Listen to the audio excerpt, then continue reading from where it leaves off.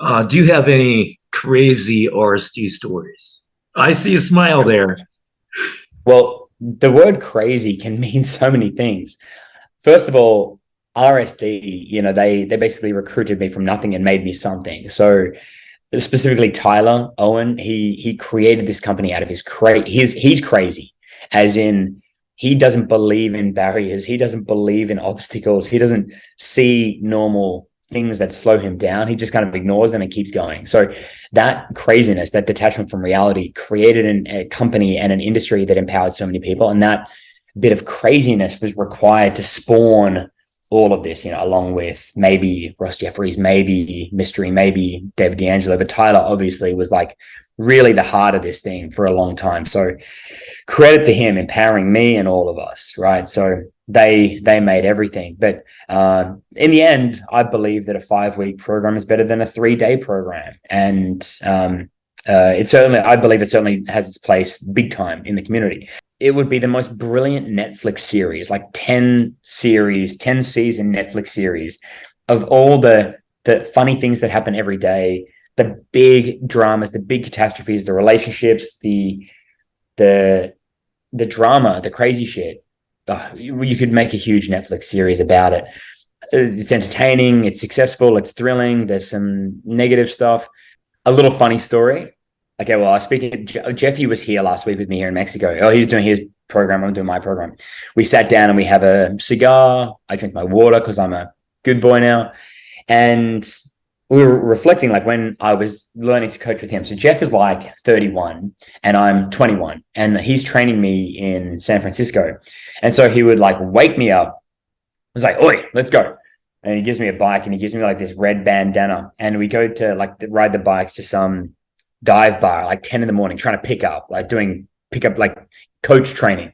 And he makes me drink all this whiskey. I'm like, okay, cool. And then we're driving around and he puts this red bandana on my head and he takes me to like an area where there's a gang with yellow colors. And I have a red bandana on my head.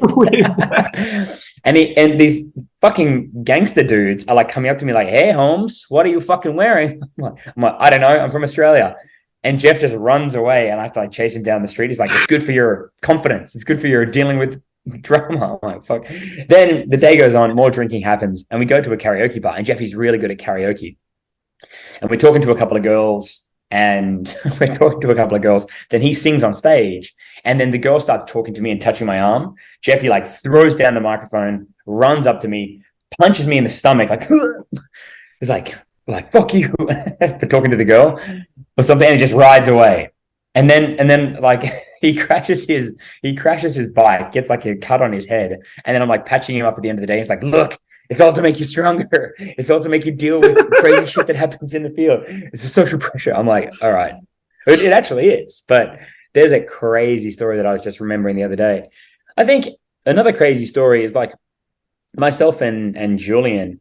Julien was a huge brand. They put a lot of branding behind Julien because Julien was like running Tyler's program. So like all of a sudden this new kid is here and then everyone promote Julien because Julien would work for Owen, for Tyler, basically for free. When Owen was based in the United States, Julien would do Europe, and then Julien would have 3 students or 6 students and I would help him. And like, for example, sometimes Julien is a very intense message, especially at the time. And he would attract some very intense characters, people who weren't very savory, for example. And for example, one time, this very unsavory character who was from Portugal, I think, he was very ungrateful. He didn't like women, didn't like himself, didn't believe anything.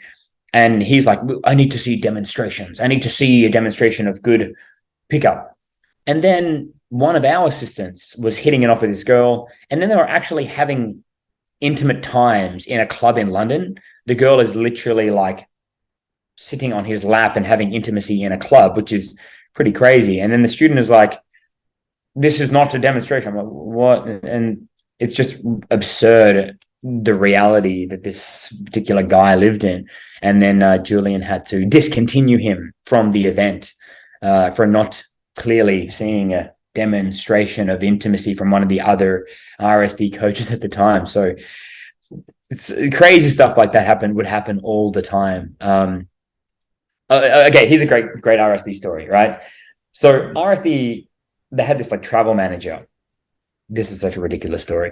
They had this travel manager, and I don't know how they get these travel managers or these people or whatever. This is old management, by the way. New management is more sound. I met the sales guys, the CEO at the moment. They're really cool guys, but at the time it was like 2013. They hired a travel manager who was so unintelligent that he thought that the world map was like a video game, that if you go north on the North Pole, then you come up at the South Pole. So I was in Los Angeles. I was in San Francisco, and I needed to get back to Melbourne. And obviously to get from San Francisco, it would be faster to go over the North Pole, come up at the South Pole. So he books me a flight from San Francisco to Alaska, and he's trying to book a flight from Alaska, from Anchorage to Melbourne, but it keeps putting me through like South Korea, Hong Kong, and then down to Melbourne. So, and then he explains this to me. I'm like, RSD management, what are you hiring this? Where do you get these people if they don't know that the Earth is not a video game? Were the flights actually booked? Yeah, he booked it. And it's like, I'm sorry, they're not flying this route. You have to go all the way around the Pacific Ocean back down to Melbourne, like 37 hours or something.